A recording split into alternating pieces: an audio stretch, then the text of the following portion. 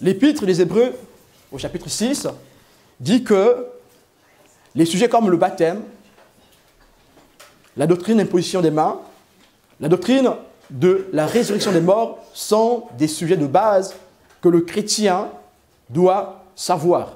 Donc aujourd'hui, nous allons repartir sur les bases. Et sûrement, vous connaissez déjà ces choses, mais c'est un encouragement. Peut-être que tu passes des moments de difficulté où tu doutes un tout petit peu, mais ce sujet va te rappeler les bases qui t'ont emmené à Christ. Car tous nous sommes venus à Christ grâce à ces bases, la résurrection. Qui n'a jamais rêvé vivre éternellement? Qui n'a jamais rêvé l'immortalité? Et vous vous souvenez, dans les premières parties, nous avons donné des exemples des civilisations qui ont parlé de l'immortalité. On a aussi parlé même de notre civilisation moderne du XXIe siècle, où les gens sont très matérialistes, où les gens sont très cartésiens, pragmatiques. Malgré toute cette raison qui se développe dans la science, l'homme continue à croire à l'immortalité. Voilà pourquoi ce sujet est très important pour notre foi. Et si on a commencé à tanguer dans la foi, sachant qu'il y a une récompense qui nous attend au ciel, ça va nous rebooster. Et ce matin, le but, c'est de rebooster notre foi afin que nous continuions à marcher main dans la main avec le Seigneur. Et ce sont les propos qui sont avancés par l'apôtre Paul. En Thessaloniciens, chapitre 4, versets 14 à 18. Je vais le lire. En effet, si nous croyons que Jésus est mort et qu'il est ressuscité, nous croyons aussi que Dieu ramènera par Jésus et avec lui ceux qui sont morts. Voici ce que nous déclarons d'après la parole du Seigneur. Nous les vivants, restés pour le retour du Seigneur, nous ne dévancerons pas ceux qui sont morts. En effet, le Seigneur lui-même a un signal donné, à la voix d'un archange et au son de la trompette de Dieu, descendra du ciel et ceux qui sont morts en Christ ressusciteront d'abord. Ensuite, nous qui serons encore en vie, nous serons tous ensemble enlevés avec eux sur les nuées à la rencontre du Seigneur dans les airs. Et ainsi, nous serons toujours avec le Seigneur. Verset 18. Encouragez-vous donc les uns les autres par ces paroles. Voilà pourquoi ce matin, nous parlons de la résurrection. Nous voulons nous encourager mutuellement par ce thème qui est la résurrection. Il y a des moments où on a besoin de s'attacher à une promesse pour continuer la marche. Quand nous sommes faibles, quand nous passons par des moments de faiblesse, on a parfois besoin de s'attacher à quelque chose pour remonter la pente. Et aujourd'hui, le but, c'est que nous puissions nous attacher à cette promesse qui est la vie éternelle. Car le salut en lui-même consiste en la vie éternelle. Si tu as l'assurance du salut, alors tu crois en la vie éternelle. Voilà pourquoi ce matin, nous parlons de ce thème, la résurrection. Mais la question principale, c'est, y a-t-il une conscience après la mort?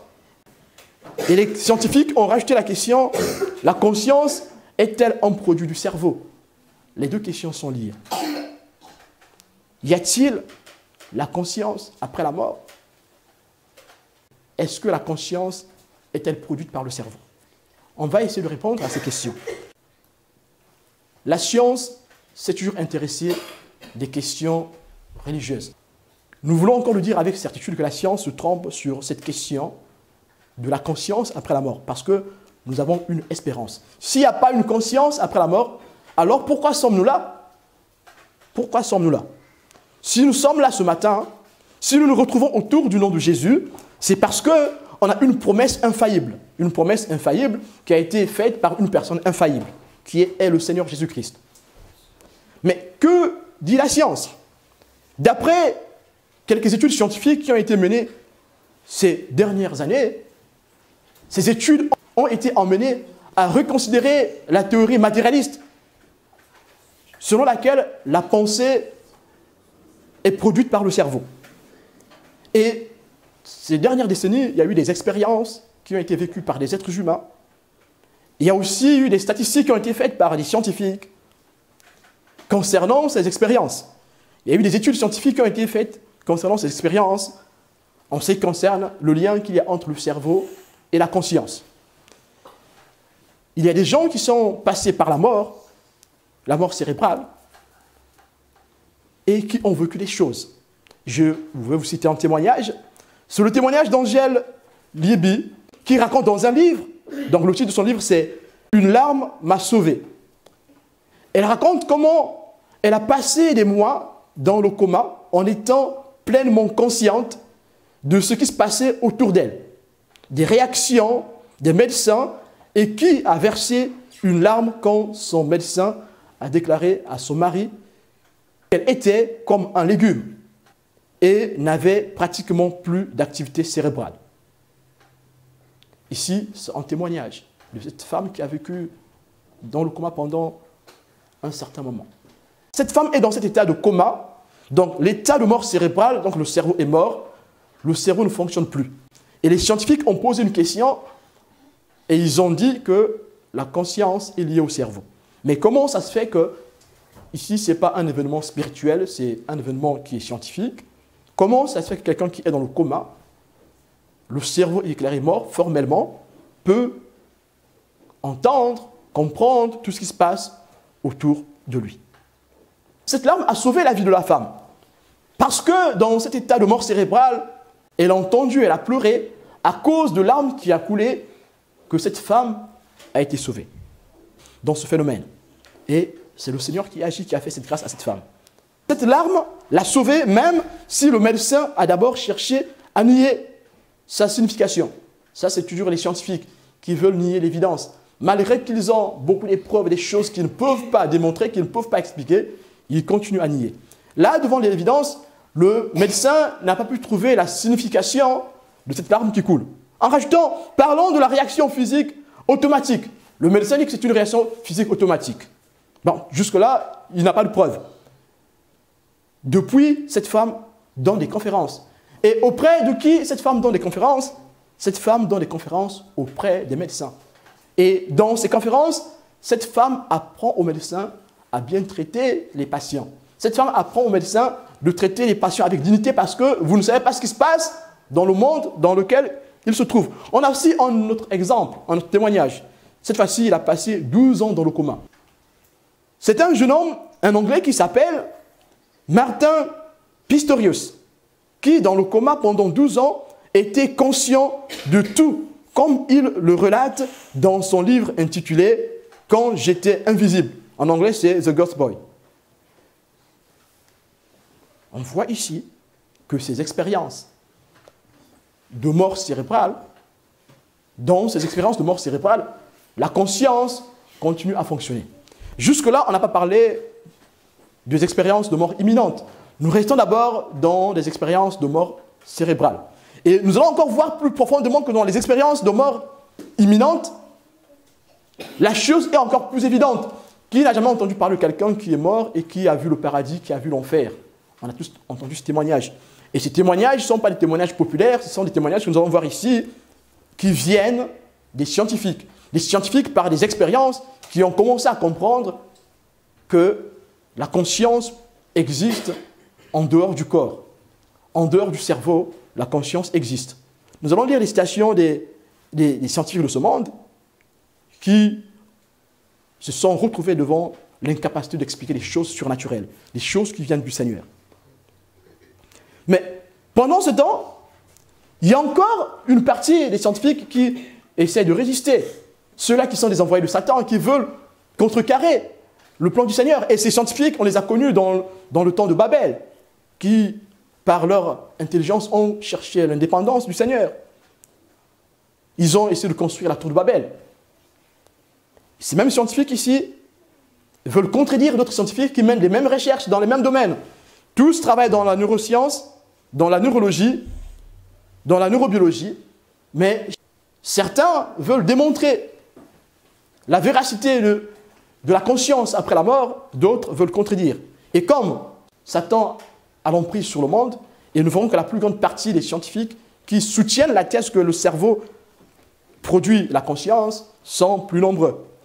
Et pendant plusieurs décennies, jusqu'à aujourd'hui, une bonne partie des scientifiques est en train d'essayer de contredire, de trouver des explications sur les expériences des autres scientifiques qui essaient de voir la lumière sur l'esprit, sur le fonctionnement de l'esprit.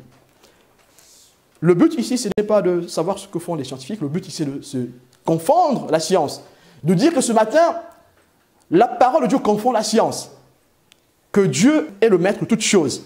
Et donc, si nous avons foi en Jésus-Christ, la promesse qui nous a été faite est garantie. Ni la science, ni la modernisation, ni les technologies ne peuvent nous empêcher d'avancer dans ce sens.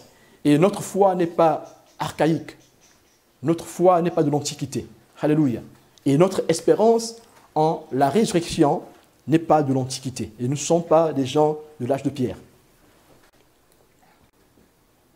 Et nous avons un grand scientifique qui vient confondre la doctrine du matérialisme, du cerveau produisant la pensée et source de la conscience. John Eccles, c'est un grand scientifique de la neurobiologie. Et il a eu le prix Nobel en 1997. Et qu'est-ce qu'il déclare?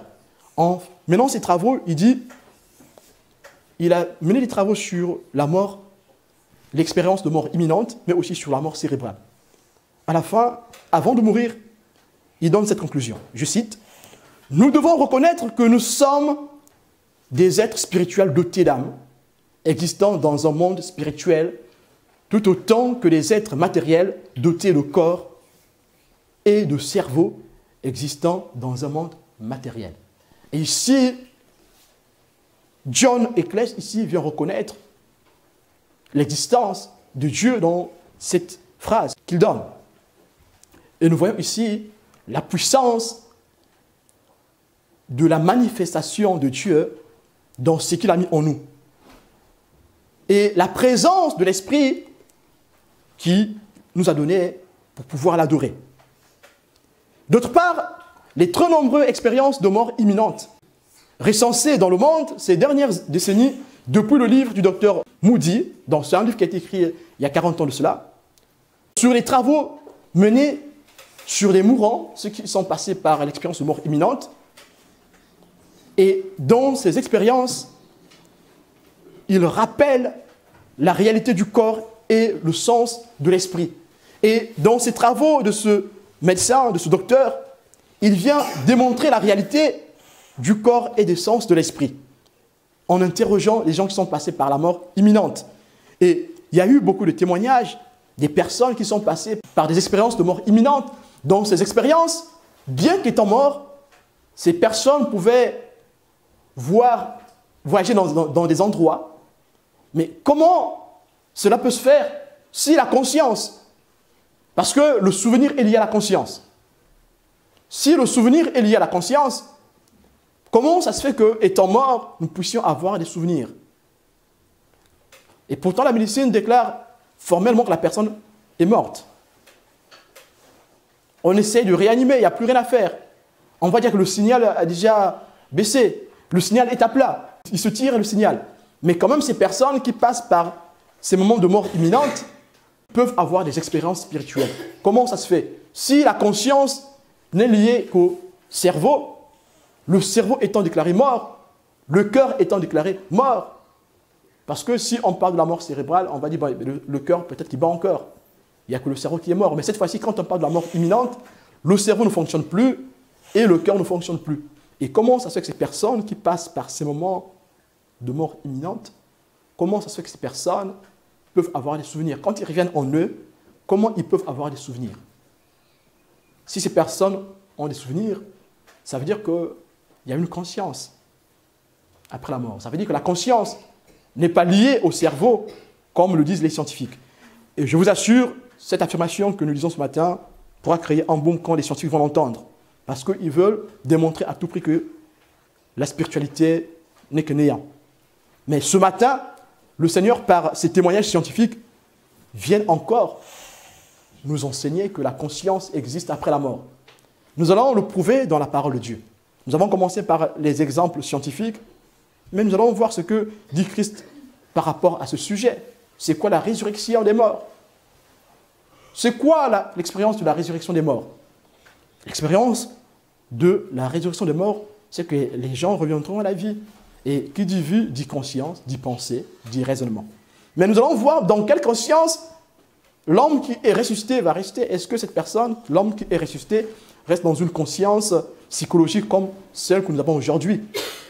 Je crois que non, parce que Christ va aussi parler de ce point. Nous aurons une conscience, mais pas la même qu'aujourd'hui. Nous aurons une autre conscience. La preuve en est que quand nous venons en Christ, nous avons une intelligence qui est renouvelée. C'est ce que dit la parole de Dieu. Notre intelligence est renouvelée par le Saint-Esprit. Et si, quand nous venons en Christ, si notre intelligence est renouvelée par le Saint-Esprit, nous ne pouvons plus agir avec l'instinct animal. Nous agissons avec l'intelligence de l'Esprit. Ça veut dire que nous agissons avec une conscience renouvelée, avec une conscience de l'Esprit. Voilà pourquoi nous sommes de nouvelles créatures. Quand quelqu'un est en Christ, il est une nouvelle créature. Les choses anciennes sont passées. Voici, toutes choses sont devenues nouvelles. Alors, si toutes choses sont devenues nouvelles, nous avons une conscience transformée, une conscience renouvelée. C'est comme un disque dur qui a été rebooté. C'est quoi la mort? Nous l'avons défini et nous faisons un rappel. La mort, c'est juste une période transitoire, une période de transition. Nous passons de la vie à la vie. C'est ça la mort. La mort, c'est de passer de la vie à la vie. Nous passons de la vie éphémère à la vie qui ne s'arrête plus. Pendant cette période, l'homme a gardé sa conscience. Quand nous mourons, nous revenons à la vie. Et dans cet état dans lequel nous nous trouvons, nous gardons la conscience. Mais quelle conscience? Est-ce que c'est la même conscience que nous avons aujourd'hui? Non. Nous n'avons pas la même conscience. Parce que la conscience que nous avons aujourd'hui est attrait aux 5 sens que nous avons. Notre conscience est liée aux 5 sens que le Seigneur nous a donnés. Les 5 sens de l'homme. Tandis que dans cette conscience dans laquelle on se retrouve après la mort, n'est pas liée aux 5 sens. Parce que cette conscience n'est pas liée au corps. N'est pas liée au cerveau. Jésus-Christ vient expliquer sur l'histoire de l'homme riche et Lazare. Dans cette histoire, nous allons bien voir que, oui, quand on meurt, on ne dort pas. Nous avons vu la semaine dernière qu'il y a des doctrines qui disent que quand on meurt, on rentre dans le repos et donc on rentre dans un sommeil profond. Et on sort de ce sommeil que quand le Seigneur sonne la trompette, donc à la première résurrection ou encore au jugement. Non, faux, archi faux.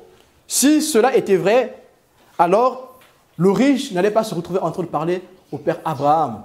Si le riche pouvait parler au père Abraham, c'est parce que quand on meurt, on ne va pas dans un sommeil. Ça serait très simple que quand on meurt, on va dans un sommeil. Parce que celui qui a fait le bien va dans un sommeil, il roupille tranquillement. Et celui qui a marché dans le monde va aussi dans un sommeil, il roupille aussi tranquillement. C'est faux. C'est trop facile. Depuis la nuit de temps, Satan veut tromper les hommes.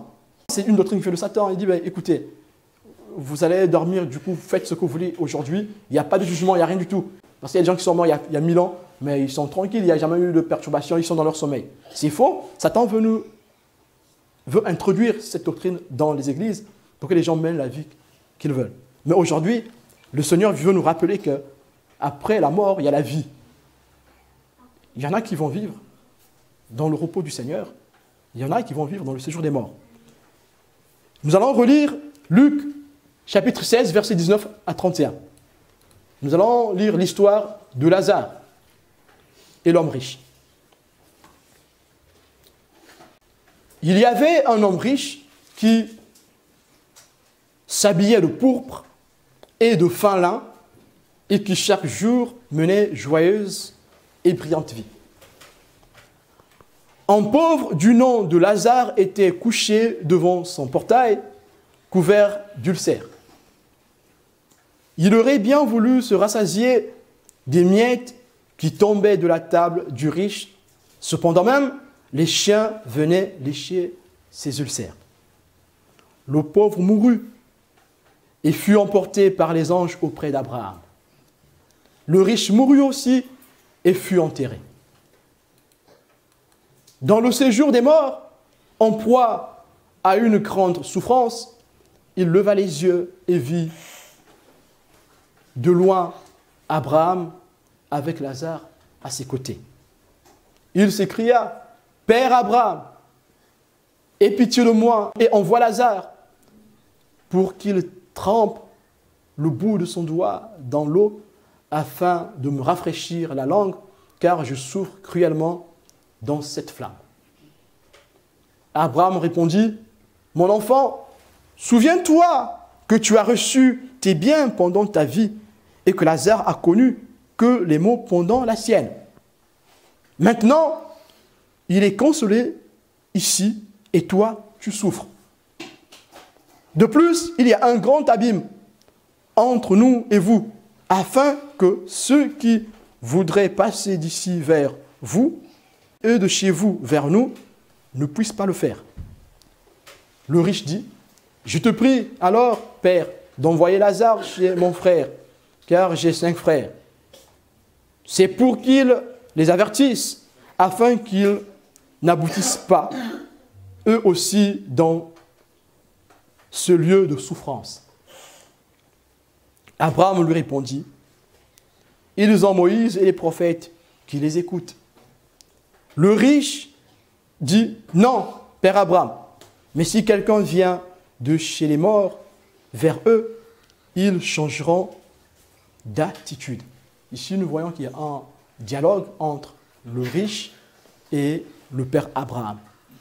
Et dans cette discussion, nous voyons que le riche se retrouve dans le séjour des morts.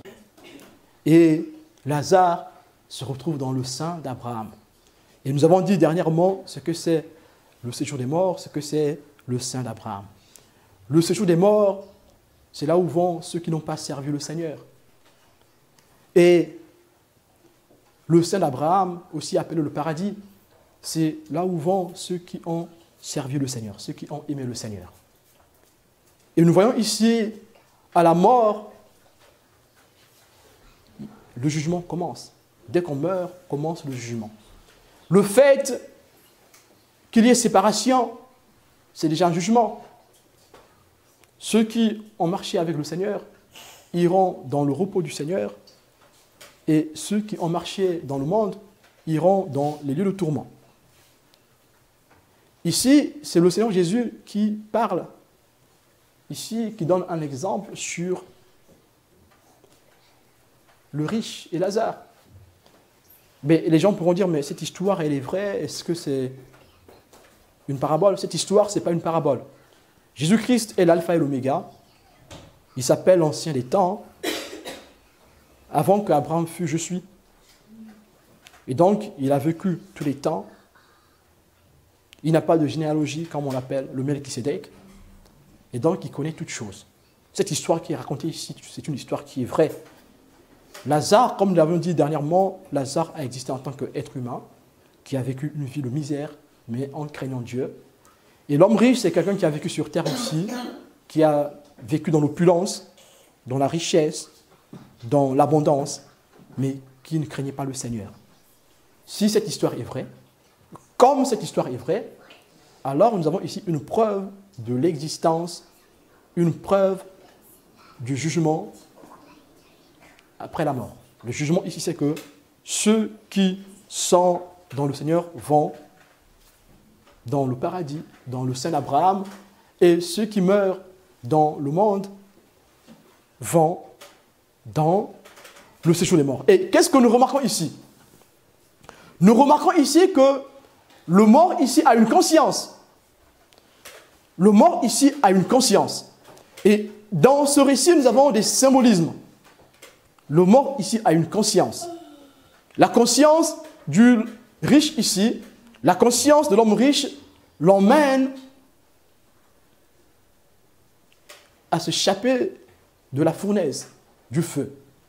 C'est parce que le mort ici a une conscience qu'il peut demander quelque chose. Si le mort ici pense à s'échapper du feu, c'est parce qu'il y a une conscience. On ne peut rien faire sans la conscience. La conscience nous emmène à prendre conscience des choses qui nous entourent. Mais la conscience nous emmène, nous donne l'idée de savoir qu'autour de nous, il y a des choses qui nous entourent. C'est la conscience qui fait que je sache que là, j'ai une souris. Sans la conscience, Si je perds ma conscience, je ne saurais plus que là, juste à côté, il y a une souris. Donc si cet homme riche arrive à apercevoir Lazare et le père Abraham, c'est parce que l'homme riche a une conscience. Ici, nous avons la preuve qu'il a la conscience après la mort. Et déjà, ce récit de Jésus-Christ vient contredire les travaux de scientifiques qui disent que la conscience est tout simplement liée au cerveau. Parce que si la conscience était tout simplement liée au cerveau, s'il n'y avait pas la conscience après la mort, l'homme riche n'allait pas demander qu'on lui vienne en aide. On va dire, on n'a pas trop bien compris l'histoire de Lazare et le riche. Lisons aussi Apocalypse, chapitre 6, versets 9 à 11. Quand il ouvrit le 5e sceau, je vis sous l'autel l'âme de ceux qui avaient été mis à mort, à cause de la parole de Dieu et à cause du témoignage qu'ils avaient rendu. Ils crièrent d'une voix forte, « Jusqu'à quand, Maître, saint et véritable, tarderas-tu à faire justice et à venger notre sang sur les habitants de la terre ?» Une robe blanche fut donnée à chacun d'eux et ils reçurent l'ordre de rester en repos un petit moment encore, jusqu'à ce que le nombre de leurs compagnons de service et de leurs frères et sœurs qui devaient être mis à mort comme eux soit complet. Donc nous voyons ici encore, une fois de plus, que les morts qui sont en Jésus-Christ, ceux qui sont morts en Jésus-Christ, comme martyrs, se présentent devant le Seigneur et demandent au Seigneur vengeance. Ces derniers demandent au Seigneur de venger leurs morts. Et ici, qu'est-ce que nous voyons? Nous voyons que ces morts ont une conscience. Comment peuvent-ils demander au Seigneur Jésus-Christ de juger leurs assassins s'ils n'ont pas une conscience? S'ils ont une conscience, alors ils peuvent demander au Seigneur de venger leurs assassins. Ici encore, nous avons une preuve qu'il y a la conscience après la mort. Nous avons la preuve ici qu'il y a la vie après la mort. Donc, l'expérience de mort imminente, c'est une preuve de la vie après la vie. C'est une preuve.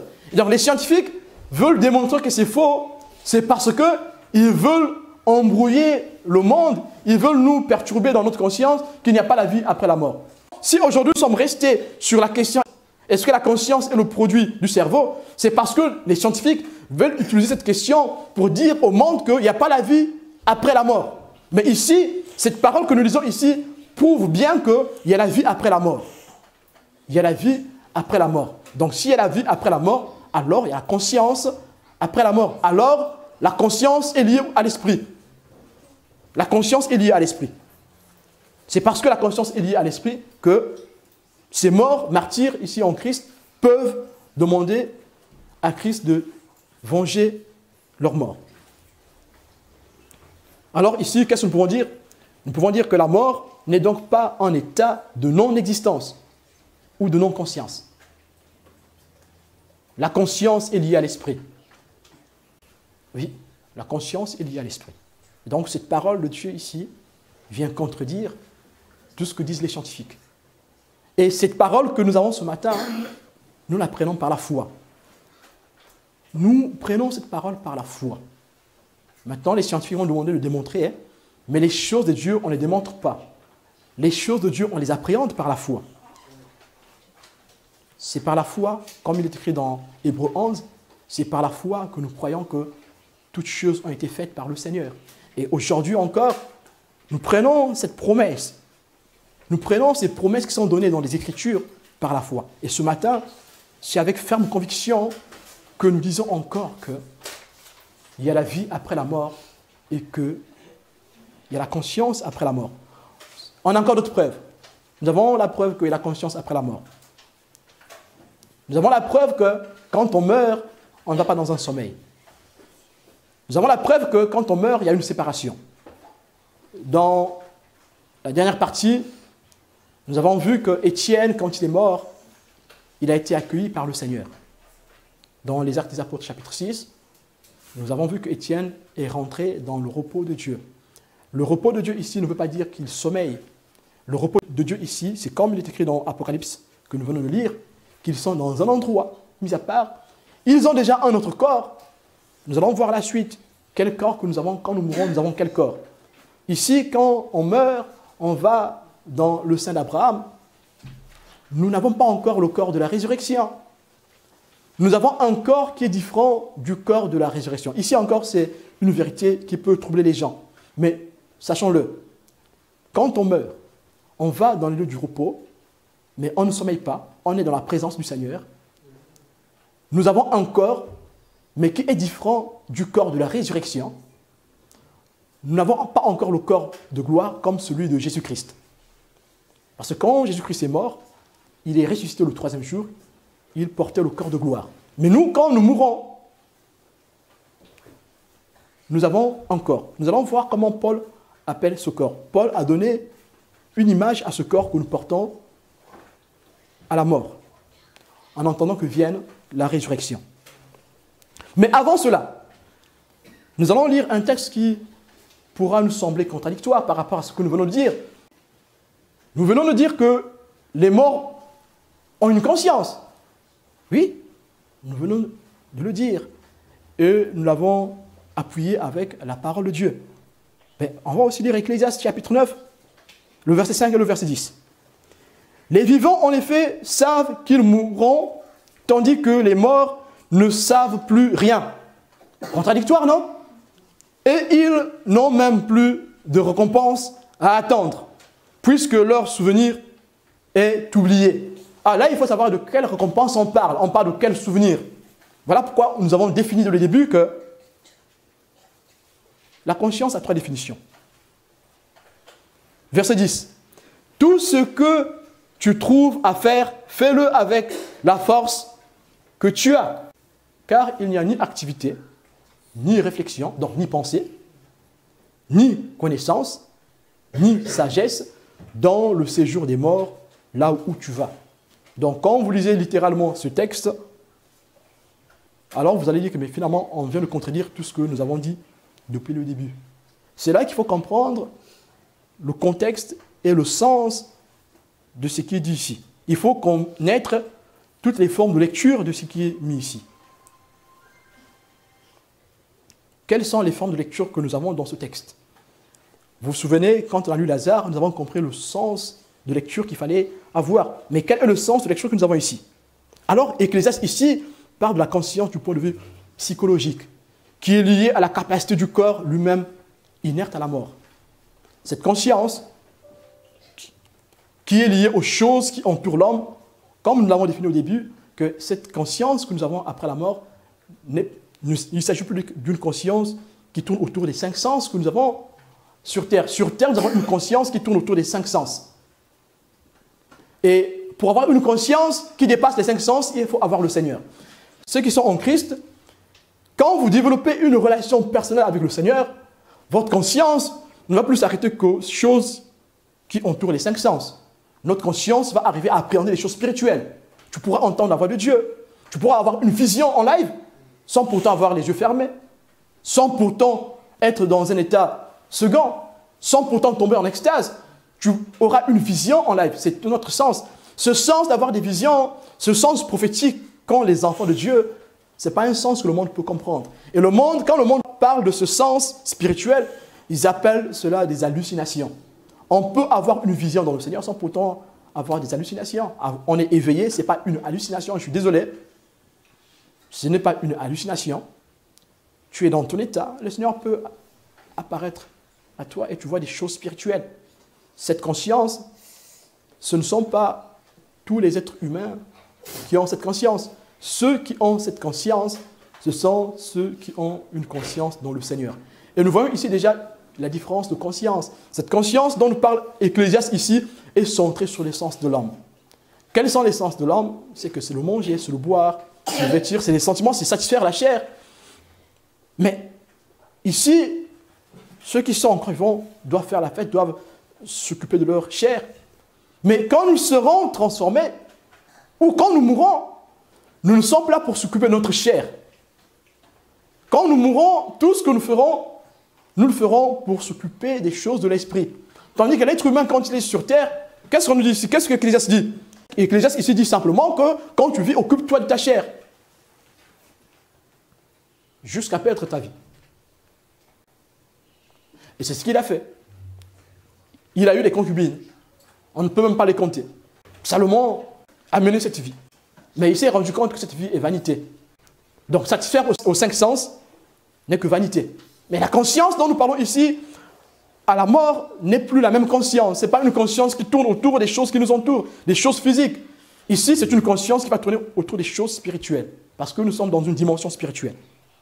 Et donc, dans la dimension spirituelle, l'espace n'est plus la même. Il n'y a plus de notion d'espace, il n'y a plus de notion de temps. Tandis que dans notre conscience, étant sur terre, dans notre conscience en tant qu'être vivant, cette conscience est liée au temps et à l'espace. Par contre, celui qui est transformé par l'esprit, celui qui a des dons spirituels, en ayant des visions, en étant réveillé, en étant éveillé, ne satisfait plus aux cinq sens de l'homme. Ce dernier est rentré dans un sens qui ne peut être compris par le commun des mortels. La conscience dont parle ici Ecclésiaste est celle de rechercher les profits des plaisirs des sens. D'où la réponse de Jésus aux Sadducéens qui essayaient de le piéger. Nous connaissons tous l'épisode. Matthieu 22, versets 23 à 30. Ils expliquent l'histoire d'une veuve qui se marie avec sept frères. À qui sera la veuve à la résurrection? Que dit le Seigneur? Le Seigneur dit, vous n'avez pas appris que à la résurrection, on sera comme des anges? Il n'y aura pas de mari, il n'y aura pas de femme. Là, on voit bien que notre conscience ne va plus obéir aux cinq sens de l'homme. L'affaire de mari et femme, c'est une affaire qui concerne la conscience humaine, la conscience terrestre. Mais est-ce que vous avez entendu au ciel que les anges vont faire des enfants? Non. C'est vrai qu'il y a certaines théories qui ont essayé de commencer à dire ça, que les géants sont descendus du ciel, ils ont fait des enfants aux êtres humains. C'est des faussetés.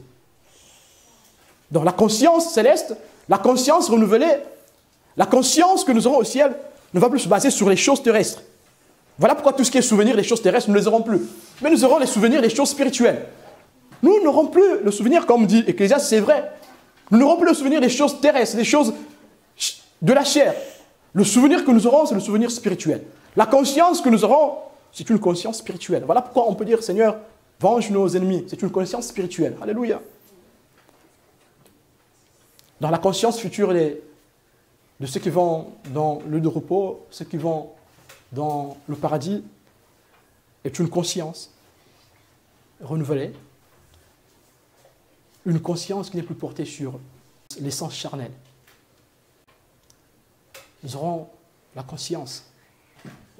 Comment voulez-vous ne pas avoir la conscience? Est-ce que Dieu est injuste pour nous infliger des choses qu'on n'a pas commises? Quand Dieu dit que non, notre vie va se dérouler devant nous, on sera comme devant un écran où notre vie, tout ce qu'on aura fait, c'est Ecclésiaste qui le dit aussi, tout ce qu'on aura fait sur terre va défiler devant nous. Mais pour être jugé, il faut que tu aies ta conscience. Est-ce qu'on peut juger un fou? Est-ce qu'on peut juger quelqu'un qui n'a pas sa conscience? Dieu est juste. Et si nous allons dans la loi, on voit bien que notre Seigneur est juste même dans la loi au temps de Moïse. Cette loi était très dure pour le peuple, mais Dieu était juste dans les sentences. Notre Dieu est bon. Dieu ne peut juger quelqu'un qui n'a pas sa conscience. Si la justice de l'homme ne peut pas juger un fou, quelqu'un qui tue sous l'emprise de la folie ne sera pas jugé en tant que tel. Quelqu'un qui a tué quelqu'un en étant fou sera envoyé à l'hôpital psychiatrique. C'est là-bas qu'il passera son temps. Il ne sera pas jugé comme un être normal. Donc si l'être humain qui est aussi méchant par essence ne peut pas juger un fou qui n'a pas sa conscience, un fou a perdu sa conscience. À plus forte raison, notre Dieu Tout-Puissant, qui est juste, qui a en lui l'esprit d'équité, jugera quelqu'un qui n'a pas sa conscience. Donc quand nous serons jugés, quand nous passerons devant le tribunal du Seigneur, le Seigneur dira, ça tu as fait ceci, tu as volé un œuf, tu as donné un bœuf, ainsi de suite. Et tu diras, oui Seigneur, oui Seigneur, il n'y a plus de repentance, c'est trop tard. Mais chacun reconnaîtra ses œuvres. Comment pouvons-nous avoir honte? Si je suis amnésique, je n'aurai honte de rien, parce que ma mémoire a été remise à zéro. Donc si on montre que j'ai volé un œuf, je n'aurai pas honte, puisque je ne me souviens pas d'avoir volé un œuf. Donc si on aura honte de nos œuvres au jugement, c'est parce qu'on aura une conscience. Donc ici, nous voyons que la conscience, nous avons la conscience après la mort. Et au jugement, nous aurons notre conscience. Ce thème est aussi puissant que quand tu marches, rappelle-toi que le dernier jour, il y aura une vidéo de ta vie qui sera projetée. Tous tes pas seront millimétrés. Toutes tes actions seront millimétrées. Pour nous tous, parce que souvent les enfants de Dieu se disent, ben, moi je suis en Christ, allez, tout est effacé, c'est bon. Oui, alléluia, tout est effacé.